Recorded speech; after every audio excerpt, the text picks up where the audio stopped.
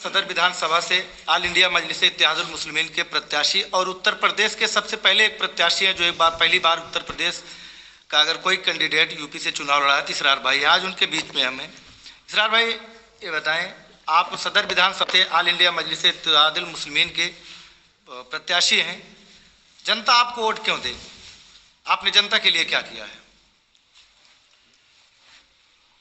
आपका धन्यवाद करना चाहता हूँ आपके चैनल के आप लोगों ने की बात रखी। देखिए, उत्तर प्रदेश में आज जुल्म का बाजार गर्म, हर तरफ त्राही त्राही है। जो आदमी सत्ता में है उसकी ठोक दो की नीति, अपराधी एक जात विशेष के लोग बेलगाम टहल रहे हैं और लोगों से संप्रदाय को देख करके, धर्म को देख के, जात को देख करके उत्तर प्रदेश में मारा पीटा जा रहा है।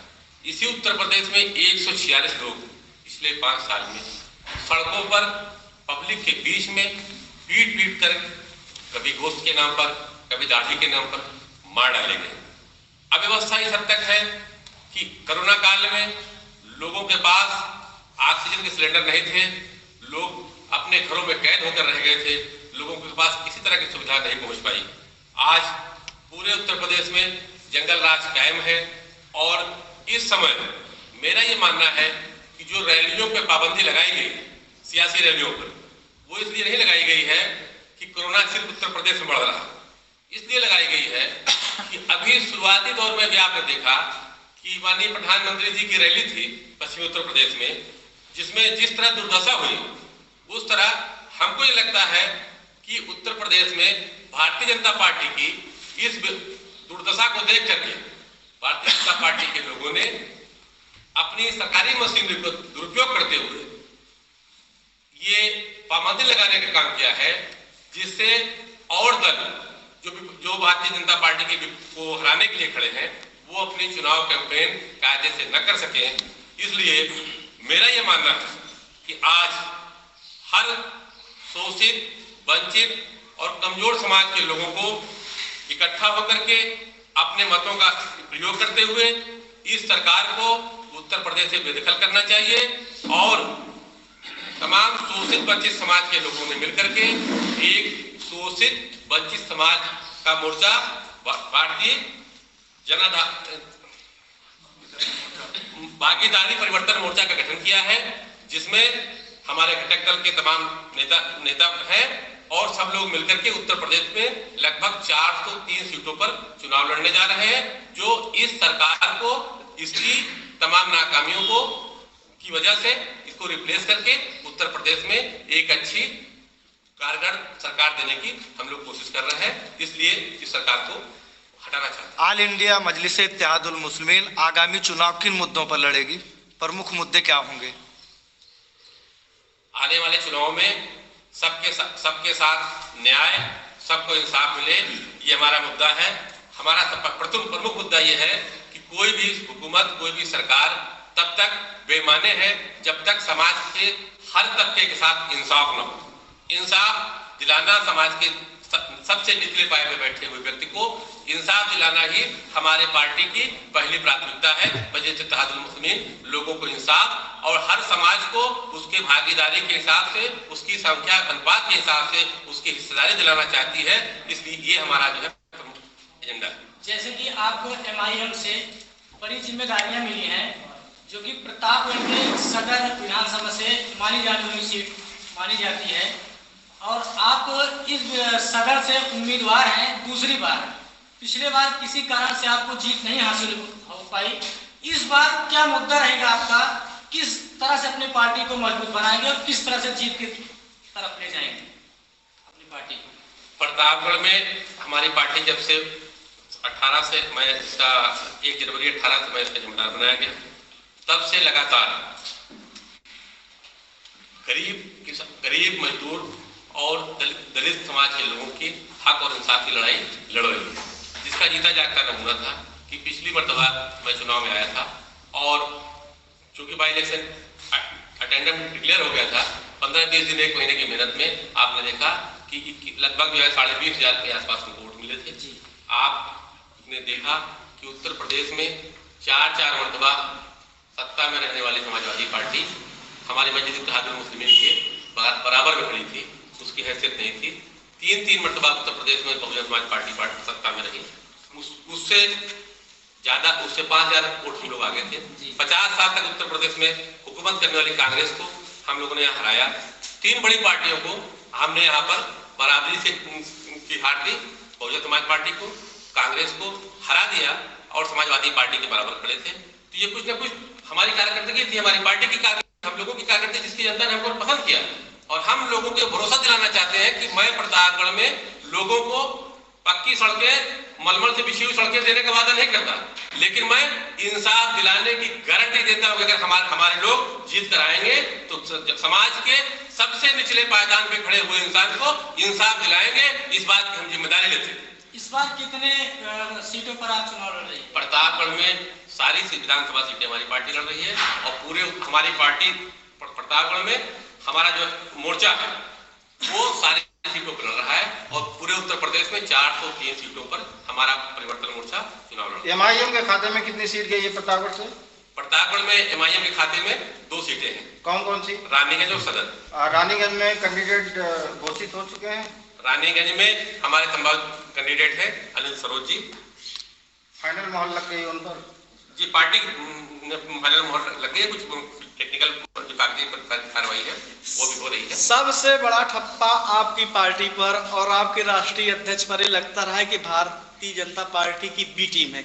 जिन भी राज्यों में चुनाव होता है कहीं ना कहीं ये हिंदू मुस्लिम की बात बोलकर ये दर्शाना चाहते हैं कि हम हिंदू के खिलाफ हैं और हम मुस्लिम भाइयों को आगे लेना चाहते हैं, और अदर पार्टियां इस मुद्दे को बहुत अच्छी तरीके से लपकती हैं और कहती हैं कि ये भाजपा की बी टीम है, इनके ऊपर भरोसा मत करिए, इनको बीजेपी लाई है। तो क्या यह सही है कि सिर्फ एक मुद्दा से भटकाने के लिए सब किया जा रहा है और मुस्लिम भाइयों को माइनॉरिटी के साथ लाने के लिए किया जा रहा है और अन्य जातियों को अलग किया जा रहा है? मजलिस का कोई भी मीडिया प्रोग्राम हो, मजलिस का कोई प्रवक्ता सामने बैठा हो तो बगैर इस सवाल के मीडिया का कार्यक्रम पूरा ही नहीं होता जी कि मजलिस भारतीय जनता पार्टी को जाने बात करें। जी जी मैं ये जानना चाहता हूँ कि महाराष्ट्र में अभी लोकसभा इलेक्शन हुआ था, मजलिस ने एक प्रत्याशी महाराष्ट्र उतारा था। 25 साल से भारतीय जनता पार्टी और शिवसेना का अलायंस था जी। 25 साल के सांसद को हमारे मजलिस के प्रत्याशी ने वहां हराया, डिफीट किया औरंगाबाद। तो क्या हम औरंगाबाद से जी जी तो इम्तियाज जलील साहब ने, तो क्या हम महाराष्ट्र में भाजपा की बी टीम थे? जी नहीं। अभी महाराष्ट्र में इलेक्शन हुआ, हमारे 2 जनरल इलेक्शन में हमारे 2 विधायक वहां जीत कर आए। जिन सीटों पर हम लड़े हमें अच्छा स्कोर मिला और हमारे 2 प्रत्याशी जीत कर आए। अगर हम भाजपा की बी टीम होते तो हम जहां लड़े होते वहां भाजपा जीतती। अगर भाजपा की टीम नहीं थी तो आपकी राष्ट्रीय अध्यक्ष ने भी कहा था कि जिस पर एक बहुत बड़ा विवाद हुआ था कि मोदी और योगी तो अपने मठ में चले जाएंगे, मोदी चले जाएंगे उत्तराधाम अपने पकड़ लेकर, अगर हम वहां आएंगे तो आप कहां जाओगे? तो जिसका बाद में मीडिया में अगर खबर चली तो उन्होंने खंडन भी कहा था कि मैंने आम लोगों ने लिए कहा था, खाकी वर्दी वालों के लिए कहा था। ऐसा क्यों? देखिए, ये सवाल जो आपका है इसका जवाब आप उन्हीं से पूछेंगे, ज्यादा बेहतर होगा, क्योंकि आप लोग दिल्ली उसको अटेंड कर रहे हैं।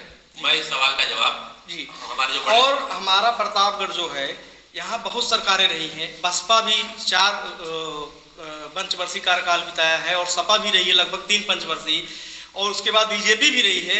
लेकिन प्रतापगढ़ के जो मुद्दे हैं, जो चीजें यहाँ मिलनी चाहिए, जो मूलभूत सुविधाएं, उससे प्रतापगढ़ आज तक वंचित है और देखने को भी नहीं मिला, दूर दूर तक देखने नहीं मिल रहा है। आए दिन यहाँ लगते हैं जाम। बाईपास का आनंद फानंद में वर्तमान सरकार ने शिलान्यास किया चुनावी घमासान को देखते हुए। एक ओवर ब्रिज भी बना, उसको बनने में इतने वर्ष लग गए, पता नहीं कितनी जनता बेचारी जो मरहूम थी उन्होंने अपनी जान गंवाई। तो इन सारे मुद्दों को लेकर जो पिछली पहली पार्टियां थी अब और पिछले मुद्दों को लेकर के क्या इनकी राय में आप भी शामिल होना चाहते हैं कि आपका कोई अलग एजेंडा है इस सबसे? देखिए, अगर मेरा व्यक्तिगत एजेंडा बात करना चाहते हैं तो प्रतापगढ़ राजा महाराजाओं का शहर रहा है और मैंने लिखित रूप से चुनाव में दिया था। मेरी अपनी अकाउंट की स्थिति दी थी जो कि 10,000 भी नहीं पहुंचती थी, और मैंने अपने चुनाव का खर्चा लिखित रूप में दिया है जो लगभग 4.5 लाख के आसपास था। 4.5 लाख खर्चा करके एक किसान के लड़के ने प्रतापगढ़ के उन तमाम बड़ी बड़ी पार्टियों को एक टक्कर दी है। और आज मैं इस दावे के साथ कहता हूं कि प्रतापगढ़ में मेरी सदर विधानसभा सीट थी, समाजवादी पार्टी, बहुजन समाज पार्टी, कांग्रेस एवं भाजपा तीनों अपने जिस भी धुरंधर प्रत्याशी को लड़ाना चाहे, तीन पार्टियों की जमानत जब्त कराने की गारंटी लेता हूं कि प्रतापगढ़ की सदर सीट से समाजवादी पार्टी, कांग्रेस और बसपा अपनी जमानत नहीं बचा पाएगी हमारे सामने, क्योंकि मैं कोई बहुत बड़ा पूंजीपति नहीं हूं। और वादा करता हूं कि इस चुनाव में इसी सदर विधानसभा सीट से भारतीय जनता पार्टी को हरा के दूंगा। अगर ये मैं इस भरोसे से बात कर रहा हूं तो इसमें कमाल इस बात का नहीं है, कमाल इस बात का है कि मैंने जनता के बीच में काम किया है। मैंने प्रतापगढ़ में लगभग 700 मुकदमे, क्रिमिनल मुकदमे, जिसमें लोगों पर झगड़ा हुआ, किसी का 307 का मुकदमा, किसी का 302 का मुकदमा, जमीन जायदाद का मुकदमा, हमारी एक छोटी सी टीम है, उसने पिछले 7-8 सालों में सुलह कराने का काम किया प्रतापगढ़ में। हमने प्रतापगढ़ में कम से कम 7-8 दंगों को पब्लिक प्लेस पर आकर के दंगा करने वाले दंगाइयों को बुलाकर सुलह कराया है, जो कि अदालत में जिनके मुकदमे दर्ज हुए थे। तो मैं, हमारी टीम प्रतापगढ़ में काम कर रही है। 12 बजे 1 बजे रात में आप फोन करिए, मेरा फोन उठता है और अटेंड करता हूं। काला काकर से लेकर के कुंडा ढकवा तक कहीं भी कोई समस्या है, हमारी टीम मजबूती से काम कर रही है। उसका रिजल्ट मजलिस प्रतापगढ़ में देने जा रही है। वर्तमान समय में प्रतापगढ़ जिले में कुछ महीनों से देखने को मिल रहा है कि अपराधी जो अपराध करते हैं उनके अंदर और पुलिस द्वारा यह दिखाया जा रहा है कि देसी बम, अभी इसके पहले प्रचलन था अवैध असला, अब देसी बम दिखाया जा रहा है। क्या इस देसी बम से यह साबित होता है कि हमारा जिला जो है बारूद के ढेर में बैठा हुआ है? क्या ये एक सोची समझी रणनीति है कि अचानक चुनावी माहौल को बिगाड़ने के लिए या मुद्दों को भटकाने के लिए या किसी और तरीके से इसको सामने लाया जा रहा है? देखिए, जो अपराधियों को दिखाने की कोशिश की जाती है, मैं कतई किसी अपराधी की समर्थन की बात नहीं करता। जो भी अपराधी है उसको जेल की सलाखों में होना चाहिए, वो चाहे जिस धर्म जिस आदेश फॉलो करता हो। लेकिन क्या अपराधी एक धर्म विशेष, एक जात के विशेष लोगों को टारगेट करके पुलिस कर रही है?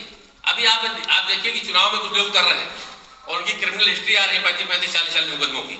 वो लोग टहल रहे हैं और समाज में सम्मानित गिने जा रहे हैं। क्या वो लोग सलाखों के पीछे रहने के लोग काबिल नहीं है? होता क्या है, आज प्रतापगढ़ में पुलिस, पिछले 4-5 साल से पुलिस का जो रवैया रहा है वो ये रहा है कि मुसलमान नौजवानों को जो मोटरसाइकिल जा रहे हैं उनको रोकती है, उनका कागज चेक करती है, उनको पकड़ के ले जाकर बैठा लेती है। 5 आदमी किसी भी थाने में आप चले जाइए, इसी समय मौजूदा समय बता रहा हूँ, किसी भी थाने में जाइए, 7-8 लड़कों को, मुस्लिम नौजवानों को बैठा के रखे होंगे। शाम तक उनसे वसूली होगी, हड़काएंगे कि फालतू को मुकदमे फंसाएंगे, यहाँ फंसाएंगे वहां फंसाएंगे, वसूली होगी, शाम तक छोड़ा जाएगा, कुछ लोगों का चालान लगा कर कर दिया जाएगा। अभी तक कट्टे चालान होता था, अब आप बता रहे हैं बम पे हो रहा है। ये हमको शायद ये नई बात है, नहीं मालूम है क्या बम का क्या मिला। लेकिन जिस तरह से एक वर्ग विशेष के लोग, दलित के बच्चों को, मुसलमानों के बच्चों को फर्जी मुकदमों में फंसाया जा रहा है, ये बड़ी शर्मनाक घटना है। और एक वर्ग विशेष के अपराधियों को पुलिस द्वारा संरक्षण प्राप्त है, वो लोग थाने के सामने बैठ के थाने में दलाली कर रहे हैं, ये बहुत अफसोस की बात है।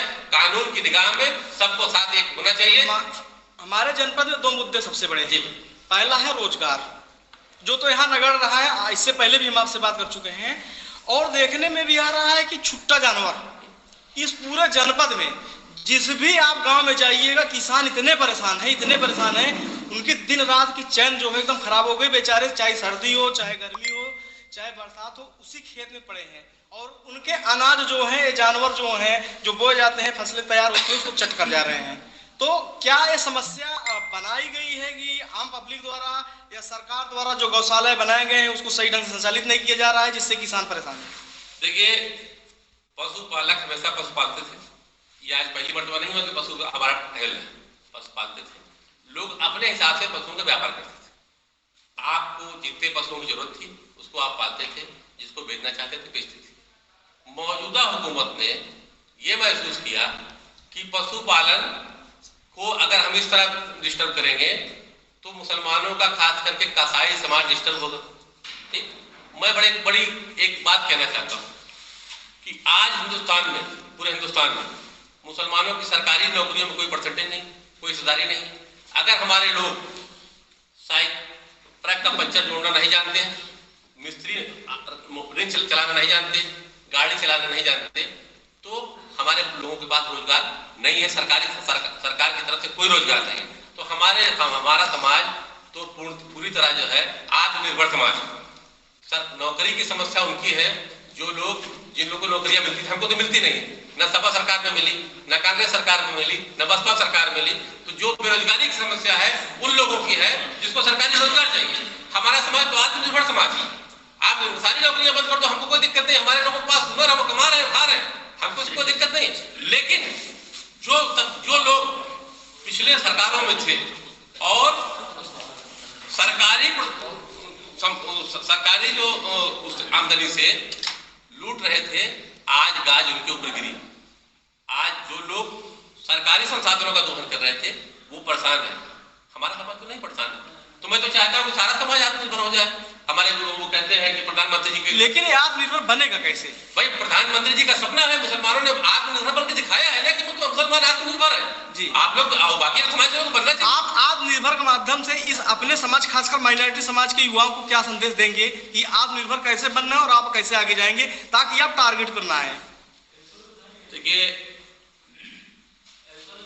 मैं जब इलाहाबाद में पढ़ता था, ये 92-93 की बात है, तो रिजल्ट निकलता था पीसीएस का, तो लगभग 60%, 50% सिर्फ ब्राह्मण समाज के लोग क्वालिफाई करते थे।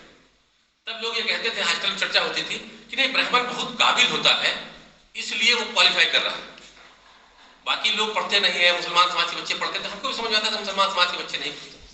हम अपने गांव में देखा कि लड़के 8वीं तक पढ़े, 10वीं तक पढ़े, उसके बाद चले गए ट्रक चलाने, टैक्सी चलाने चले गए, कोई मिस्त्रीगिरी करने चला गया। लेकिन अब मुझको ये बात समझ में आती है कि वो ब्राह्मण समाज जो कांग्रेस के 2 रिश्तेदार में 50 साल तक लगातार बड़ा काबिल बना हुआ था, अभी पिछली गवर्नमेंट थी सपा सरकार में पीसीएस का रिजल्ट निकला, 78 लोग एसडीएम पोस्ट, 78 पोस्ट एसडीएम की थी, जिसमें 54 में 54 एसडीएम सिर्फ यादव समाज के हुए थे। तो मैं एक सवाल करना चाहता हूं कि क्या इस पिछले 20 सालों में यादव समाज के लोग ज्यादा काबिल हो गए या ब्राह्मण समाज के लोग ज्यादा जाहिल हो गए? सवाल उठता है कि क्या ब्राह्मण समाज के लोग जाहिल हो गए या यादव समाज के लोग काबिल हो गए? इसका जवाब यह है कि ना ब्राह्मण समाज के लोग उस समय काबिल थे और ना यादव समाज के लोग आज काबिल हो गए।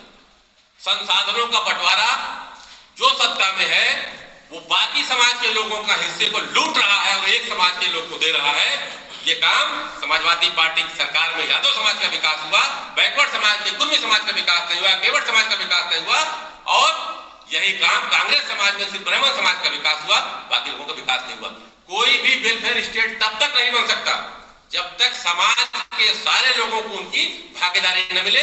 और आज इस समाज में जो अफरा तफरी है, जो सफोकेशन है, उसकी वजह यह है भारतीय जनता पार्टी के लोग चाहते हैं कि हम समाज को धर्म के नाम पे बांटे और समाजवादी पार्टी के लोग चाहते हैं कि हम समाज को जात के नाम पे बांटे।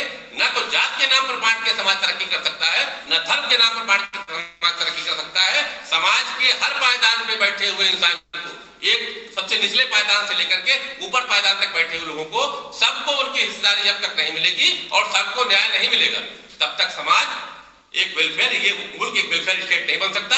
और उस दिशा भ्रमित करने के लिए भाजपा के लोग हिंदू मुस्लिम की बात करते हैं और क्योंकि लोग असली समस्या पे न जाए, और जब सत्ता में समाजवादी पार्टी आती है तो लोगों को कास्ट के नाम पे बांटती है क्योंकि लोग असली समस्या पे न जाए। आखिरी सवाल है, हमारा जनपद प्रतापगढ़ बहुत ही खूबसूरत रहा है और नाम भी बहुत बढ़िया है, लेकिन यहाँ के 2 मुद्दे थे और दोनों रोजगार के नाम पर ही मुद्दे हैं। एक पहला है कि आंवला, जो हमारे जनपद का सबसे मशहूर फल है और इससे कई सारे जड़ी बूटियों प्रयोग किया जाता है और प्रोडक्ट भी बनते हैं। और दूसरा है एक थी एटीएल फैक्ट्री, जो कहीं है भी नहीं और उसका नामो निशान मिट गया।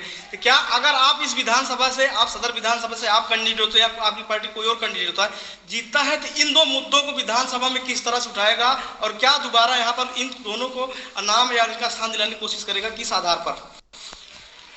देखिए, बहुत अच्छी बात है। प्रतापगढ़ की 2 समस्या है। समस्या क्या है? ये एक है कि यहाँ आंवला प्रतापगढ़ का प्रोडक्ट था और पूरे हिंदुस्तान में प्रतापगढ़ आंवले के नाम से जाना जाता है। और मालिक का क्रम है कि बीच में आंवले का जो है उद्योग काफी गिर गया था, आज फिर डेवलप कर रहा है। जिन किसानों ने आंवले की बागों को उखाड़ना शुरू कर दिया था, नए सिरों से पौधरोपण हो रहे हैं और आंवले का कारोबार प्रतापगढ़ में फिर से तरक्की कर रहा है। ठीक। और रही बात एटीएल की, समस्या हमारे यहाँ में रोजगार की नहीं है, मेन समस्या इस बात की है कि हमको न्याय चाहिए। हमारी पहली प्राथमिकता न्याय की होगी, एटीएल की समस्या हमारी बात की होगी। अगर हम अपने इस जिले में न्याय व्यवस्था नहीं कायम कर पाएंगे, गरीबों के साथ जो वसूली हो रही है, जो गरीबों को ले जाकर सताया जा रहा है, फर्जी मुकदमों में फंसाया जा रहा है, सबसे पहली मेरी प्राथमिकता होगी, अगर मैं जीत कर आऊंगा तो सबसे पहले इस व्यवस्था पर लगा। जितने भी सरकारें आती हैं सब यही कहती हैं गरीबों के साथ इंसाफ होगा, लेकिन उन्हीं पार्टी को, उन्हीं छोटे मोटे छुटभइये नेताओं आखिर जाकर उसी प्रशासन दबाव कर ये अपराध कराते हैं। यह कैसे संभव होगा? पिछले 15 साल से पब्लिक डोमेन में हूँ और राजनीति में सक्रिय हूँ और आज आपके सामने प्रत्याशी की हैसियत से जा रहा हूँ। 15 साल में प्रतापगढ़ में तमाम आंदोलन में सबसे चर्चित चेहरा रहा हूँ। ये मेरी, इसको इस तरह कह सकते हैं कि अगर समाज के अंदर इस जात पात का बंटवारा न होता तो शायद मैं आपके इसी शहर से निर्विरोध प्रत्याशी रूप से चुन के भेजा जाता, जो मैंने आंदोलन, जो लड़ाइयाँ लड़ी। और मेरा काम, मेरी पहली प्राथमिकता सिर्फ बात भी है कि लोगों के साथ न्याय होना चाहिए। न्याय ही मेरी पहली प्राथमिकता है। मैं किसी को मखमल की सड़कें देने का वादा नहीं करता, किसी को 100 मंजिला बिल्डिंग खड़ी करने का वादा नहीं करता।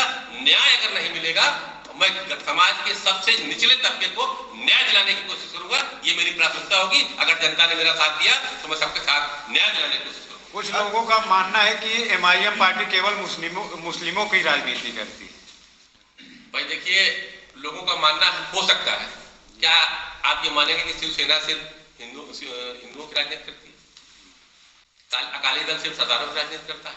मेरी पार्टी भारतीय संविधान के तहत पार्टी रजिस्ट्रेशन एक्ट में रजिस्टर्ड पार्टी है और वो उसका बायलाज है कि हम सारे इंसानों को साथ लेकर के सेकुलर संविधान हमारे मुल्क का है, उस सेकुलर संविधान की पे आस्था रखते हुए इस मुल्क में एक राजनीतिक दल चलाना चाहते हैं और चला रहे हैं। जैसे कि चुनाव में अभी प्रचार के लिए वर्चुअल रैली के माध्यम से प्रचार किया जा रहा है, तो प्रतापगढ़ में क्या आधार होगा, कैसे प्रचार करेंगे? सबसे मेन मुद्दा है कि प्रचार का जो भी चुनाव आचार की तरीका आएगा, चुनाव आचार संहिता के अंतर्गत जो जो व्यवस्था बताई जाएंगी उसका पालन किया जाएगा। वो सबके लिए होगा, इसमें कोई बात नहीं है। जो व्यवस्था आपको मिलेगी वही व्यवस्था आपके प्रतिद्वंदी को मिलेगी। इसमें तो कोई बड़ा मसला नहीं है। अगर जो है मोबाइल से प्रचार होगा, टीवी से प्रचार, जैसा भी होगा उस तरह से लोग किया जाएगा। अभी आपने देखा कि जो है रेलवे का रिजल्ट आया, तो बड़ी धांधली हुई और बहुत सी दुर्घटना से इलाहाबाद में हॉस्पिटल में पुलिस ने बर्बरतापूर्वक किया। सभी ने देखा, वीडियो देखा, आपने भी देखा होगा। और 655 FIR में नामजद। इस मसले पर आपका क्या कहना है? मेरा ये मानना है कि जब भी परीक्षाएं फेल होती, जब परीक्षा की डेट पर पेपर लीक हुआ या कोई धांधली हुई, कोई गड़बड़ हुई, तो जिस विभाग की परीक्षा हो उस विभाग के क्लास 2 अधिकारी की जो पर डे की सैलरी, उस सैलरी के रेट से सारे प्रतिभागी छात्रों को उस दिन का मुआवजा दिया जाए। एक छात्र एक इम्तिहान के लिए तैयारी करता है, 4 महीने 5 महीने मेहनत करता है, उसके बाद आपके बेईमान अधिकारी उस छात्र के करियर से खिलवाड़ करते हुए कहीं पर्चा लीक करते हैं, कहीं गड़बड़ करते हैं, उस छात्र का क्या कसूर? आप सीटिंग इस तरह व्यवस्था करते हैं कि मुरादाबाद का बच्चा बनारस में इम्तिहान देने आएगा, वो वहां से चल के आया रात की ठंडी में, और सुबह आपके बेईमान अधिकारियों ने किया कि पर्चा आउट कर दिया। उसका क्या कसूर था? मेरी डिमांड है कि जहां भी परीक्षा फेल होती है, अगर कोई परीक्षा की डेट निर्धारित समय पर रद्द होती है तो क्लास 2 अधिकारी की पर डे की सैलरी के रेट से सारे छात्रों को उस दिन का हर्जाना दिया जाए और उस फार्म में जो भी पैसा उसने दिया हो सारा पैसा वापस किया जाए। अगली मर्तबा फिर से वो परीक्षा निःशुल्क कराई जाए। एक हमारे आखिरी सवाल, इस बार बीजेपी के हम दोबारा सरकार फिर बनाएंगे। पिछली बार उनका मुद्दा अयोध्या का था, इस बार कह रहे हैं मथुरा की बारी है। देखिए ऐसे में आप क्या कहें? देखिए ऐसा है कि बीजेपी एक डूबता हुआ जहाज है, समझे, और जब जहाज डूबने लगता है तो चूहे निकल के पहले कूद के भागने लगते हैं। आज आप देखिए कि बीजेपी कितने चूहे कूद के भाग रहे हैं। तो बीजेपी किसी हद तक लड़ाई में नहीं है, उसके बारे में चर्चा करके मैं अपना समय बर्बाद नहीं करना चाहता। बीजेपी लड़ाई एक समस्या और है प्रतापगढ़ में कि महानगर पालिका, जैसे नगर पालिका के कल भी शहर में हम लोग थे तो देख रहे थे जो छोटे छोटे ठेले वाले हैं, दुकान लगाए हैं, नगर पालिका वाले उनको कहीं न कहीं परेशान कर रहे थे, यानी कि वो रोड से हटा रहे थे। ये मुद्दा काफी दिन से चल रहा है, इस पर क्या कहेंगे? मैं बताऊं आपको, नगर पालिका की जो टीम है, प्रतापगढ़ की नगर पालिका डकैतों का अड्डा है। प्रतापगढ़ में एक पुरानी सब्जी मंडी हुआ करती थी। पुरानी सब्जी में मंडी में राजा जी ने एक जमीन अलॉट की थी। उस जमीन पर आढ़तिया बैठा करते थे। अभी चंद दिनों पहले नगर पालिका के लोग वहां पर बिल्डोजर लेके गए थे उसको गिरवाने। इत्तेफाक से लोगों ने उसको फोन किया, मैं भी वहां मौजूद था। पूछा गया कि भाई आपके पास डिवालिस कोई पेपर है? तो बताया नहीं कोई पेपर नहीं। फोर्स वहां आई थी, सीओ साहब वहां आए थे, दो प्लाटन पीएससी थी, दो जेसीबी लेके आ गए थे लोगों को घर गिराने। तो भैया ये लोग गरीबों के दुश्मन है और गरीबों को लूट। अब ठेला वाला रेहड़ी वाला जो भी काम कर रहा है उसकी तो आप ठेला तोड़ने तैयार खड़े हो। आप बताइए कि इसी शहर में नगर पालिका क्षेत्र में कितना अवैध आवंटन कब्जा हुआ है, जो लोगों ने बिल्डिंगें खड़ी करा रखी है। या आप इधर जाइए, जहाँ जिला अस्पताल के बगल जाइएगा, नाले के ऊपर बिल्डिंग खड़ी है, उसको तोड़ने नहीं जाते। नगर पालिका लोग, नगर पालिका के प्रतापगढ़ के लोग सिर्फ और सिर्फ गरीब व्यापारियों को सताने का काम कर रहे हैं, खास करके ठेला वाले को, रेहड़ी वाले को और कमजोर तबके के लोगों को। और नगर पालिका का कचरा अभी आप देखिए फेंका जाता है, ले जाकर कहाँ फेंका जाता है उसको भी जाकर देख लीजिए। उसका क्या उसके बदले में क्या पेमेंट नगर पालिका को मिल रहा है। नगर पालिका कहीं अगर अपना डंप कर रही है उसके बदले में नगर पालिका को पेमेंट मिलता है। लोग अपना नगर पालिका से संबंधित लोग अपने जमीनों को ऊंचा करने के लिए नगर पालिका का इस्तेमाल कर रहे हैं। ये मोहल्ला जहाँ आप बैठे हैं, एसपी बंगले के बगल से बेला देवी मंदिर तक ये बगल से नाला जाता है। पूरे शहर का पानी इधर से बह के आता है और इस नाले का निर्माण पिछले 10 सालों से नगर पालिका वादा कर रही, मैं करूंगा, आज तक नहीं कर रही है। नगर पालिका विकास के नाम पर लूट रही है। स्टेशन रोड पर एक डिवाइडर बनाया गया, 1 साल नहीं पूरा हुआ, उस डिवाइडर को तोड़ करके फिर डिवाइडर बनाया गया। आप ये देखिए, यहाँ जो है डाक बंगले के सामने एक जो है डिवाइडर बनाया गया, 1 साल पूरा नहीं, उसको तोड़ के फिर बनाया गया। जिन मोहल्लों में सड़कें नहीं है उसको तामीर करने के इनके पास पैसा नहीं है। जो एक मरतबा कंस्ट्रक्शन हुआ है और चल रहा है उसको तोड़कर फिर इसलिए कर रहे हैं कि पिछला खंबा लगा था तो उसकी कीमत 5,00,000 रुपए थी।